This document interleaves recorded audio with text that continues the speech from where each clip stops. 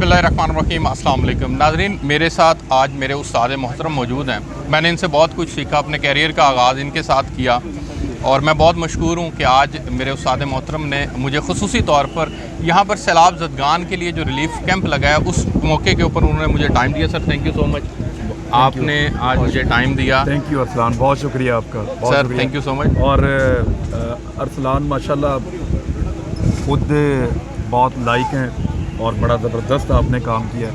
हम कुलीग थे, उस्ताद नहीं हूँ मैं अरसलान का, लेकिन हम लोग कुलीग थे और हमने इकट्ठे काम किया और चंद साल इकट्ठे काम किया। उसमें हम दोनों ने एक दूसरे से बहुत कुछ सीखा है। मैंने भी अरसलान से बहुत कुछ सीखा है। सर ये आपका बड़ा मैंने सीखी है और शायद मैं भी कुछ बता पाया हूँ, तो वो इसलिए अरसलान को ऐसा लगता है कि शायद मैं कोई उस्ताद हूँ, लेकिन मैंने अपने सारे लोग जिनके साथ काम किया उन सबसे सीखा और आपसे भी सीखा है। सर आपका बड़ा पन है, अल्लाह आपको कामयाबी दे, मज़ीद बरकत दे।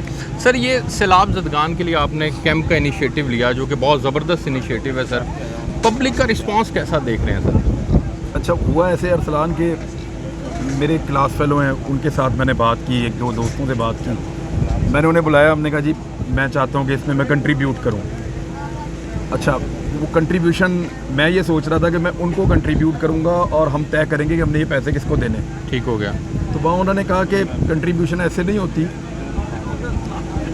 अगर अल्लाह रब्बुल इज़्ज़त ने आपको पैसे दिए तो आप वो कंट्रीब्यूट करें, तो यहाँ पे बात ख़त्म नहीं होती। अगर अल्लाह रब्बुल इज़्ज़त ने आपको पहचान दी है तो आप उसको भी इस्तेमाल करें, उसकी कंट्रीब्यूशन भी होनी चाहिए। बिल्कुल ठीक है। तो वहाँ हमारी थोड़ी सी डिबेट हुई, हमने एक छोटा सा फंड बना लिया, तो उसी कमरे में हमारे 4-5 मिलियन इकट्ठे हो गए। अच्छा माशाल्लाह। फिर हमने यहाँ पे ये कैंप लगाया रात को, ये 2 दिन पहले रात को लगा था 11 बजे। उस रात बारिश भी हुई थी? नहीं, उसके अगली रात। अच्छा। मैं यहाँ पे आया तो लोग आना शुरू हो गए, लोग फंड देना शुरू हो गए, उससे अगले दिन ज़्यादा लोग आ गए, एक रात बारिश भी हो गई। यहाँ से हमने काफ़ी ट्रक भर के भेजे भी हैं सामान के। जी माशाल्लाह। ये सारा सामान जो अब आया ये मेरे ख्याल में 5-6 ट्रक का सामान है।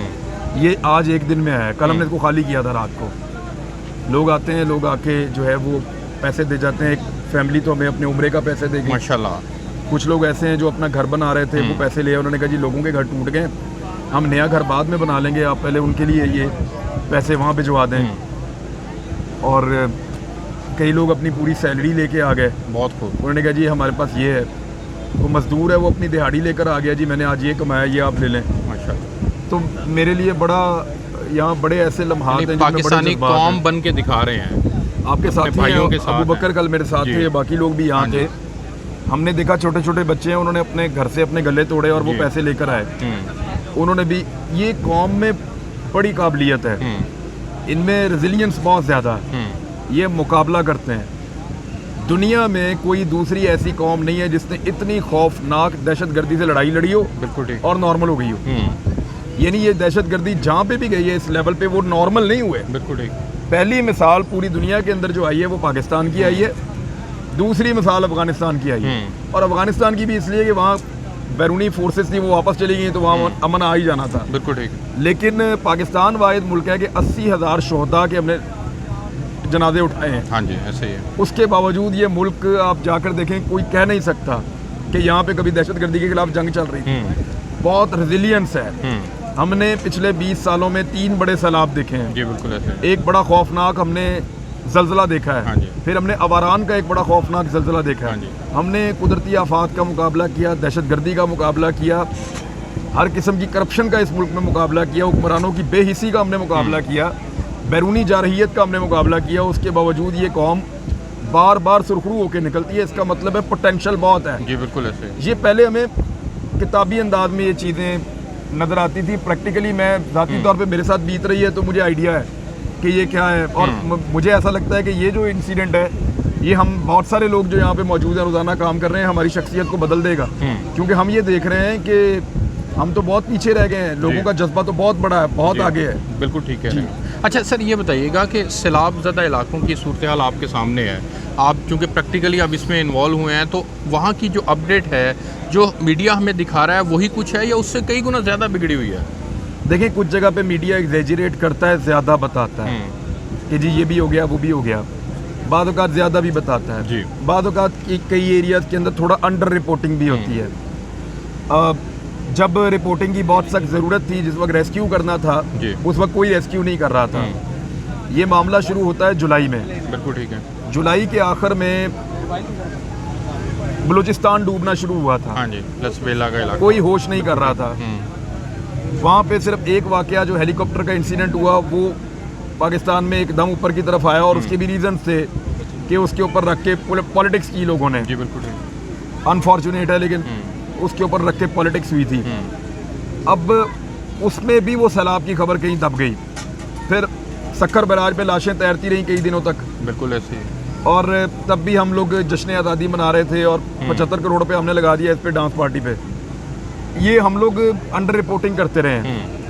फिर एक वक्त आया कि एकदम ओवर रिपोर्टिंग हुई बहुत ज़्यादा। बिल्कुल ठीक। एक्चुअली ग्राउंड पे सिचुएशन बहुत ख़राब है। ये जो सैलाब है ये 2010 के लेवल का सैलाब है। बिल्कुल ठीक। या कुछ एरियाज में उससे ज़्यादा है और कुछ एरियाज में उससे कम है। बिल्कुल ठीक है। ऐसा नहीं है कि ये बिल्कुल उसी इंटेंसिटी के साथ आया। कुछ एरियाज में सैलाब नहीं आया जहाँ 2010 में आया था, और कुछ एरियाज में सैलाब आया है जहाँ पे 2010 में नहीं आया था। बिल्कुल ऐसे ही है। तो इसके डायनामिक्स मुख्तलिफ हैं। इस मरतबा ये बहुत बुरी तरह हिट किया है बलूचिस्तान को। इसने अफगानिस्तान को बहुत बुरा हिट किया है। दरिया काबुल वहाँ से तबाही मचाता हुआ है।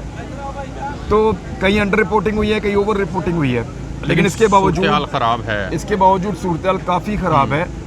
वहाँ पे आज जो हमने इन्फॉर्मेशन ली है उसमें स्किन डिजीज़ लोगों को हो रही हैं। कुछ वबाई अमराज फूट रहे हैं और अद्वियात की और डॉक्टरों की टीमों की, वहाँ मेडिकल कैंप्स की ज़्यादा ज़रूरत है। हम 2 मेडिकल कैंप साथ लेके जा रहे हैं। माशाल्लाह। वो अभी हम जाके लगाएंगे। पहले वहाँ पे एक गालिबन लगा हुआ है। आपने कौन सा एरिया मार्क किया, कहाँ जा रहे हैं? अभी हम जनूबी पंजाब में जा रहे हैं। अच्छा। यहाँ पे हमें रिपोर्ट आई है कि कुछ वबाई अमराज फूट रहे हैं क्योंकि यहाँ पानी ज़्यादा दिनों से। गुजार साहब का एरिया तोनसा खास तौर पे इफेक्टेड है। जी, वो बहुत इफेक्ट हुआ है। उसके अलावा आपका जो है रुझान का इलाका बहुत ज़्यादा इफेक्ट हुआ है। हासिलपुर का एरिया बहुत इफेक्ट हुआ है। राजनपुर एक्चुअली वो सारी पट्टी वही है। वो बहुत ज़्यादा उसके ऊपर इम्पैक्ट आया है सैलाब का। अभी एक बड़ा रेला भी गुजरने वाला है या गुजर रहा है इस वक्त।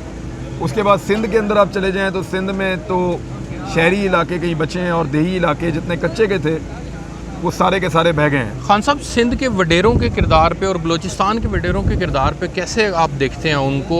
वो 50-50 रुपये तकसीम कर रहे हैं लोगों के अंदर। ये कितना तकलीफ दे है सर? मैं एक MNA की वीडियो देख रहा था, वो इम्पोर्टेड कोक वहाँ पे बैठ के पी रहा है और लोग उसके सामने ज़मीन के ऊपर बैठे हुए हैं। ये क्या रवैया है सर? ये सिंध के लोग ख़ास तौर पे वडेरे जो हैं उनको अपनी राया से अपनी मोहब्बत नहीं है, प्यार नहीं है, उनके लिए कोई काम नहीं किया उन्होंने, और फिर ऐसे दर्द, ऐसे मौके के ऊपर जब वो तकलीफ़ में है उनको मज़ीद तकलीफ़ पहुँचाई जा रही है।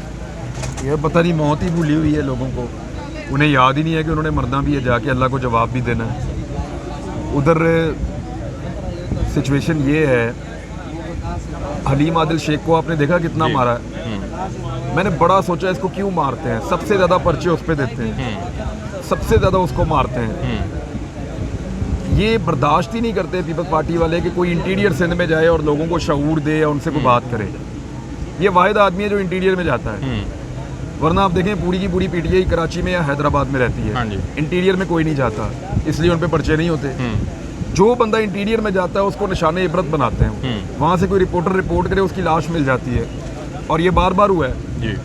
लेकिन उनको एहसास ही नहीं। और जरदारी साहब बहुत सख्ती करते हैं इंटीरियर के मामले में। वो लोग कंट्रोल करते हैं पूरे इंटीरियर को वडेरों के ज़रिए से। उन्होंने ताकतवर लोग बिठाए हुए हैं, वडेरे बिठाए हुए हैं। ब्यूरोक्रेसी को वो कंट्रोल करते हैं और लोगों को कंट्रोल करके देते हैं। वो जो आपने लफ्ज़ इस्तेमाल किया ना, रियाया, एक्चुअली वो वहाँ पे कोई कौम नहीं बसती, वहाँ अवाम नहीं है, वो रियाया है, और वो उसके साथ कोई रियायत नहीं बरत रहे। देखें, सिंध के लोगों को इन्होंने इतना खा लिया है, इतना खा लिया है कि अब लोग गुस्से में हैं, और जिस वक्त लोगों का दाव लगा लोग इन सबको कच्चा खा जाएंगे। ये वाकई लोगों को बहुत तंग कर रहे हैं।